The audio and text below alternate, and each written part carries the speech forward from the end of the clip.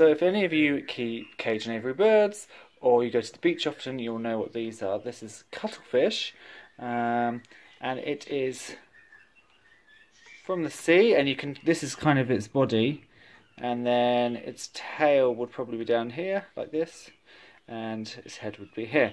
And this is a really, really great source of calcium for birds. So it's often used in the cage and aviary bird industry to feed to the birds, and they just peck at it for the calcium. Now I've picked these up from the beach, and you can't just give them straight to the birds because obviously they have been in the sea, they're sea creatures, they are full of salt. So what I tend to do is I soak them in water for 24 hours, fresh, just cold tap water. I rinse that off, I'll soak them again for another 24 hours, I'll rinse that off, and then I'll dry them out, and then they're normally good to go. But you just want to make sure that you don't give them straight away. This is, you can kind of see the size here. So this would have been the fins, this is the tail end, and this is the head end. Really great source of calcium. You can buy it in bulk, and it's fairly cheap, but when I'm beach combing, if I see them, I might as well just pick them up and put them to good use. So I am just sorting out these today so I can give them to all the cage and aviary birds, and the calcium is important so to make sure they have good strong eggs, and also for the chicks that are growing good strong bones.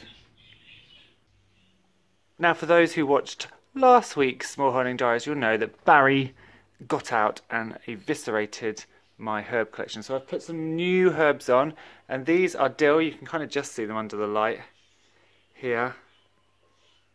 There we go. So these, I haven't got any room in my heated propagator, so I'm just doing these ones in the house, and I'm doing them under these strips. So these are blue and red strip lights.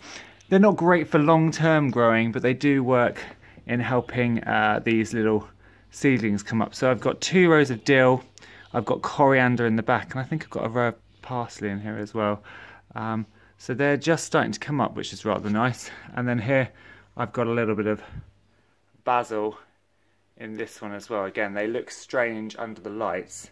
If I draw it out, ooh, you can see they are green. But obviously under the lights they look kind of washed out and faded.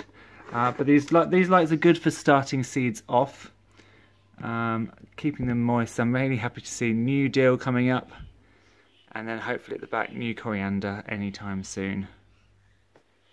So as you all know, we did a quail hatch last week, and look at these babies. They are literally 10 days old now, and you can see how quickly they grow. This little one in the middle of the screen, it's a bit of a runty one, but I always fall for the runty one. They are smelly, very, very smelly. Quails are so smelly. The babies, if you keep the adults in a rabbit cage on shavings and you clean it out regularly, not bad, but baby growing quail are uber smelly. But you can see they're all feathering up nicely. They're nearly all going to be little white ones. They've kicked all the food into that drinker. Look, they're still on chick crumb. They'll be on chick crumb for a long time until they're really, really adults. But they are doing really, really well. I'm going to actually move them into a bigger brooder today, turn the heat lamp off and put the brooder plate in with them so they've got more space to run around. But fab little things, and amazing the speed of growth. So it is about to get mega cold here in the UK, and I want to make sure that I've got fermented grain available. Now this is my bucket of fermented grain, and you can see, in fact, I've hardly got, there's a little bit there.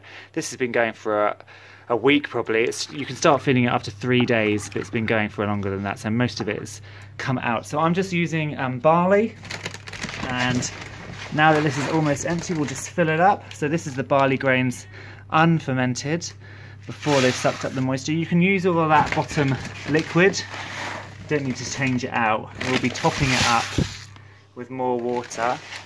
I do about half a bucket, and I'm finding that half a bucket lasts a week or so, and it is, you know, I'm still on my first bag of barley, which only costs £6. It's saving me so much money. And I've also found that if I'm feeding layers pellets too, so I feed a big flour pot of barley in the morning, and I give them layers pellets on demand, so they always have layers pellets available. And I'm finding that the egg production isn't dropping either. So let's just take this to the sink. We'll fill it up.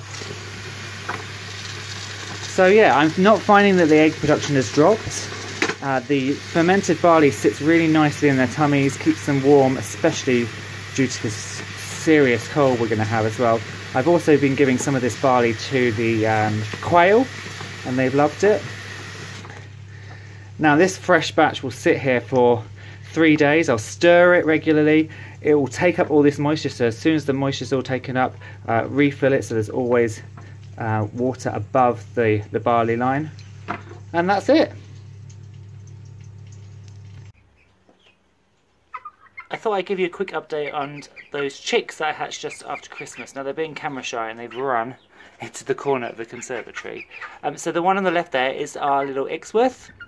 I have found a place that sells pedigree pure stock Ixworth eggs, so I'm going to order some eggs of those. I'm going to give them a call tomorrow. So whatever this chap or chapess is, I'm going to hatch some more eggs out, and then I will match the pairs up afterwards. I'm thinking it's going to be a cockerel. It's already got quite a red comb, quite a fluffy tail already, so I think it might well be a cockerel. But it's doing really, really well. And then I also wanted to show you this Silky, which is hiding at the moment. So this is the F2, so the second generation from Barry. So Barry bred with Gertrude and had his first ones, which produced that sort of orangey muffle top on the head and the streaking. And then this is the produce of Barry and his daughters. So it's his granddaughter and also his daughter. And you can actually see, if it turns around, it's got quite a lot of the marshmallow streaking on it, on its chest, which is where it's kind of got a buff head. I'm going to turn around. You can see a little bit of buff there on the neck. Come on, little one. Turn around so we can see your front. And stop standing in all that poo you've just done. Let me grab it. I know.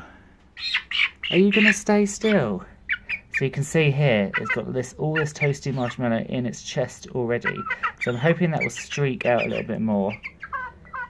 And I'm hoping it'll be a hen, because we don't want it to be a boy, we want it to be a hen. So that's a quick update on these fabulous little chicks that I want to get outside, but obviously it's not yet warm enough. So we're checking in with the Budgie. All is not great. You can see it's feathering up, but it has been heavily plucked, so she plucked this one for some unknown reason. The other major issue is this leg. The front leg, so it's right leg, so the one at the front of the screen that we can see is fine. The back leg, it can move it, but it's just stuck out at this angle all the time. Now that actually shouldn't affect it as an adult Budgie. Obviously it's got this deformity. I won't breed from it, but I'll probably pop it in with Luna, who is my French molt exhibition Budgie. And it can just live with her, and it will get around with its front leg and its beak. It's also severely behind, so it's 24 days, and you can see how it really hasn't feathered up, so it really is not great. And I'm wondering whether that was kind of the reason that Sunny wasn't feeding it as well, and maybe why the other one died as well. Maybe the other one had a problem. And in nature, adults, especially mothers and parents, have an instinct, and if they kind of know something's wrong, they will often abandon that clutch, because why put all your energy into raising a clutch of babies that is just not going to make it? I think this may well be a Pluto baby. So again, we don't know whether that perhaps there is kind of a lethal gene with Pluto. So we will still breed Pluto with my new Budgie that I got, and we'll see what happens there. It may just be one of those things. But I'm not upset too much. This little Budgie will just stay with me. It'll live out its life here quite happily. And now we're going to pop it back in the nest box, but you can really see that, but that back leg is somewhat screwed. Well, I've just been up and down the garden, and look what I found! Buds! So this is an elderberry. It's actually the dark one, so it's Sambuca nigra. And you can see it's got loads of these beautiful little growing tips coming out. Now we are about to get blasted with some blimmin' cold weather. I was reading this morning, with the wind chill it could get down to -15, and so this is going to just stop. But that's the wonderful thing about plants, is that they can, when a bit of warm weather comes along, they can start to grow, and then as soon as the weather hits a lot of them can just kind of quickly go dormant again without losing their tips. So this will probably be okay. The leaves haven't opened up yet, so they probably won't be frosted off. It's the same with the daffs. They take that opportunity of warm sunny weather to start going, and then when the frost comes they'll just freeze and they'll just sit there and wait. But obviously we took a tour last week. I'm still waiting for a lot of stuff to come up. The soil is very barren. You can see where Mr. Foxy has been pushing through the fence even after I mended it. But soon this soil will become alive. At the moment we've just got a little bit of that collegia. There's a little salvia in here. But I'm looking forward to, after this horrible cold patch that's coming, and then hopefully things will start to grow again.